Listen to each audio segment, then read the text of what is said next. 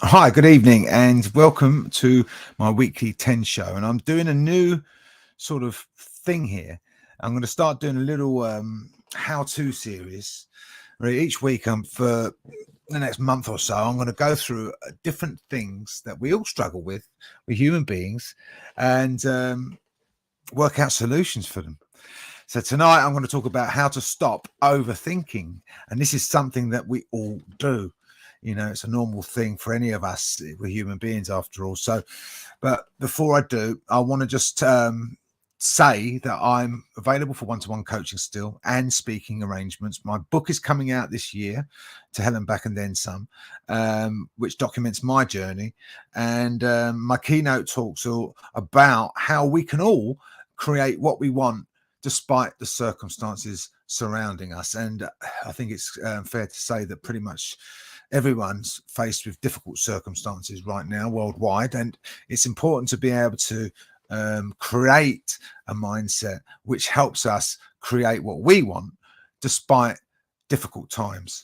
So if you're interested in finding out more about how I can work with you one-to-one or my speaking events, please get in touch and I'll talk to you more about that. Okay, so tonight I'm talking about overthinking, procrastination, things like that. So it's fair to say that overthinking, procrastinating, things like that are related to the levels of stress that we're experiencing. Now, the more stress we've got in our lives, the more we're going to overthink, the more we're going to worry, the more we're going to fear, and things like that going on.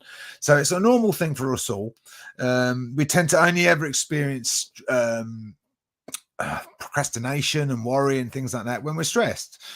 So the more stress we have in our lives at any given time, the more we find ourselves excessively thinking about things and going over it in our minds to the point where we create things like anxiety, stress, worry, all of those sort of things, which hold us back and stop us doing the things that we truly want to be. And before you know it, we lose sight of the direction and we want to be going in life. We're not focusing on the things that we truly want to be focusing on, and we're only focusing on problems, restrictions, and reasons why we can't do things. And that keeps us stood still and we don't move forward. Procrastination is the key to that for most people. We overthink things to death to the point where we literally talk ourselves out of moving forward, and we stay in our comfort zones and don't do anything about our situations, even if we know we should. So think of a time when you've been completely stress-free, and it might not have been recently because we've had a lot of stress on our plate recently, but think of a time when you've been completely stress-free in your life and try to recall whether you were overthinking at the time and whether you were worrying about things at the time and whether you had things like anxiety at the time. And I think most people will say that they didn't. And that's because you're probably more in the moment. You're more focused on that time, because when we're enjoying life, when we're free of stress, we're focused on what's going on. If you're at a football match, if you're at a concert, if you're with a loved one having a meal or whatever it may be, there'll be a time in our lives when we've been completely stress-free and everything just seems good. And that's the times when we don't have any stress, we don't have any overthinking, we don't have that excessive thought process going on. So the fact is, most of us will have some kind of stress in our lives, though. You can't avoid stress. It's going to be present at some point or some way in our lives. Especially what we've just said there a minute ago, in the current circumstances, stress comes in many, many different ways and forms. So you can't avoid difficult circumstances as much as we'd love to. And, also, difficult circumstances teach us a lot. So again, it's a good thing that we don't avoid difficult circumstances, because although they're hard to go through at times, we grow, we learn, we move forward in ways we wouldn't do if we didn't go through those circumstances. So that's one thing worth remembering. But it could be a mental thing, it could be an emotional thing, it could be even a physical thing that's draining your energy in some way so that you're not feeling the way you truly want to be, and that will create some kind of stress in your life. It might be a social thing. Your social life might not be where you want it to be. It could be an environmental thing. You might be living in a place which you don't like, or you might be working in a place which you don't like. All of these things affect how we feel, and if you're thinking you're not happy about something in any aspect of your life, or something's triggering you in some way in your life, it will lead to what's called a stress reaction. And if you're experiencing a stress reaction, you're going to start feeling things like fear, worry, frustration, anger, all of these draining sort of emotions. And the more we feel those sort of things, the more we feel, victimized about something, maybe, the more likely we are to start overthinking stuff. And we start running through our mind all the different possibilities and things like that. And that's when we start getting lost. We lose track of where we want to be going in our life because we're too busy overthinking every little element of it, to the point where we just lose track of everything. And we don't know what way to turn, when we lose all sort of awareness of our thinking. And before you know it, we're just feeling anxious and stressed and worried. And that doesn't help us, does it? So how do you stop overthinking? How do you create a mind free of all the stress and worry and anxiety that holds us back in life, and stop procrastinating about every decision in life, and being able to see ways forward which we probably wouldn't be able to do otherwise? Because if you're focusing only on a problem or a reason why you can't do something, the likelihood is you're not going to be seeing the reasons why you can, and the opportunities and the possibilities within any given situation. If you're looking to create a business, or you move forward in business, and you're only looking at the reasons why something won't work, the likelihood is you won't see the reasons why it will. And that's all down to overthinking. We overanalyze things to the point where we stand still. So it's normal for any of us to experience what's called a stress reaction. Our values, our morals might be affected in some way, or compromised, and we might see something on the news or something like that. Whatever it may be, things trigger us in life. You cannot avoid that, and that's called a stress reaction.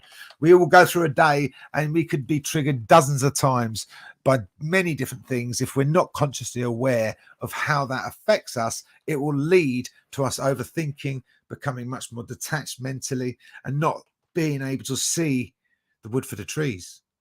We're too busy thinking about all the possibilities that go on in our heads.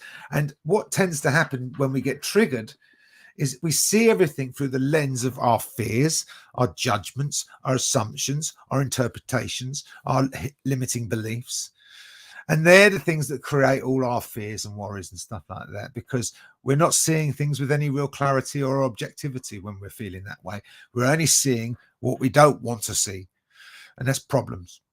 So it's very important to be able to switch your subconscious mind off and be much more aware and be much more in the moment when you're going through anything in life, and especially difficult circumstances like we're experiencing now, because the more difficulty in life that you experience, the more stress you're going to feel, the more you're going to overthink, and the more it will just drive you crazy in the end. So it's very important to be able to focus your mind on being more aware of what you're thinking and how that's affecting you in terms of your emotions and, of course, your actions. Because the more you focus on what you're thinking in a conscious way, the less those thoughts will affect you in a negative way.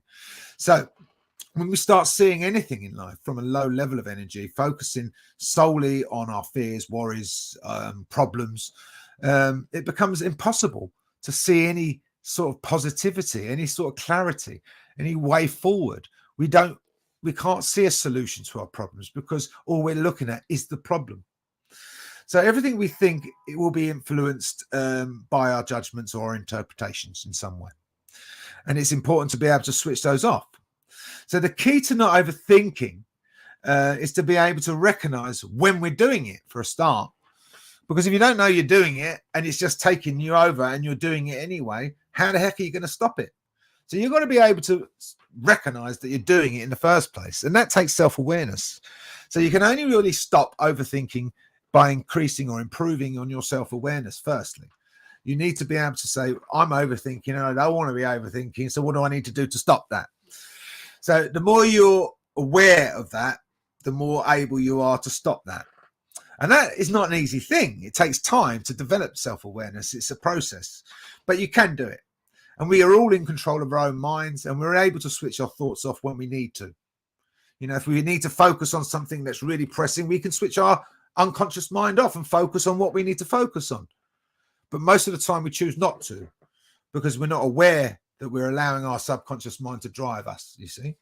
So by focusing only on the now, the current moment, and stopping all thoughts about the past or the future, then only then can you guarantee any true clarity of mind. And that's when you're able to start making decisions and choices which work for you, instead of the confusing picture that your subconscious mind is throwing at you, which is completely disorientating and gives you a completely biased picture, which is not necessarily the case. Because when I say biased, I mean by it's influenced by your judgments, by your interpretations, assumptions, and all the things that are not necessarily accurate.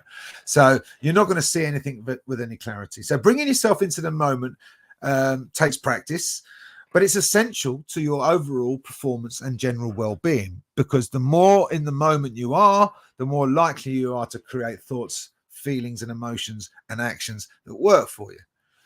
And the more you do that, the more successful you'll be generally in your life over a long period of time. So it's very important to be more self-aware of what's going on in your mind and be more in the now.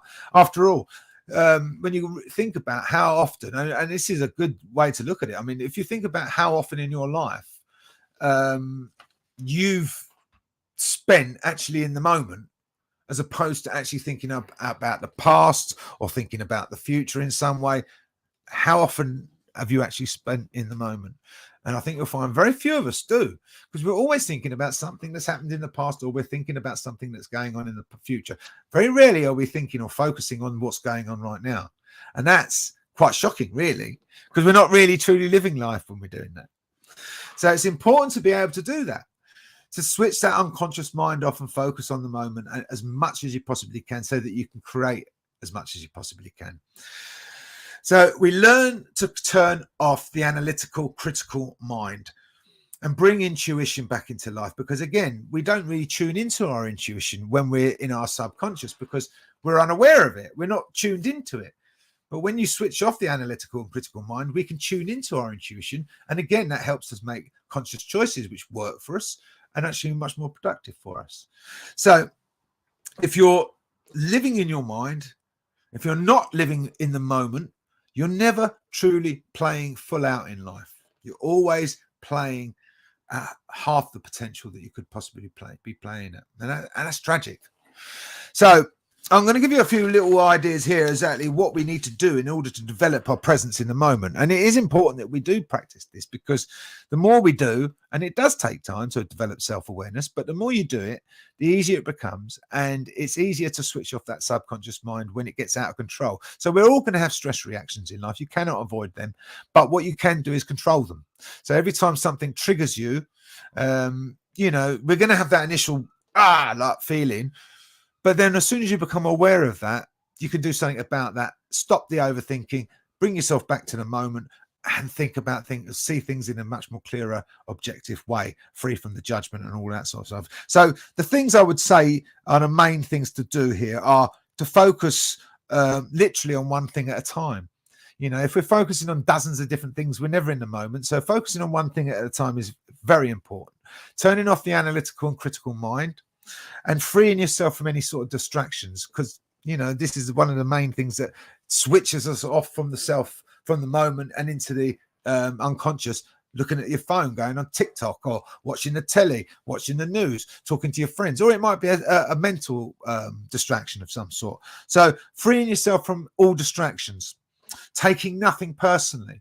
If someone says something on Facebook or wherever and it triggers you, remember, it's not personal. It's more about that person than it is you. If someone gets angry, it's not about you. It's about them. Something within them is being triggered that they're taking out on you. So make no assumptions and make as few judgments as possible.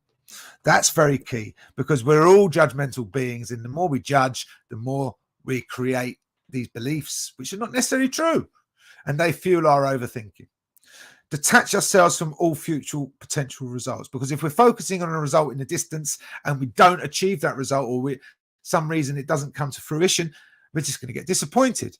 So being in the moment means you're not focusing on results. You're only in the moment and you're creating life as you live it.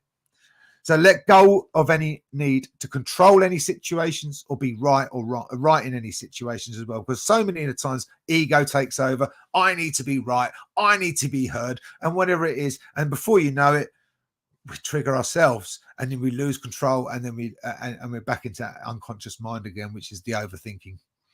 So, and finally, be as passionate as you possibly can about all experiences in life, especially the hardest ones, because they're the ones that teach us the most.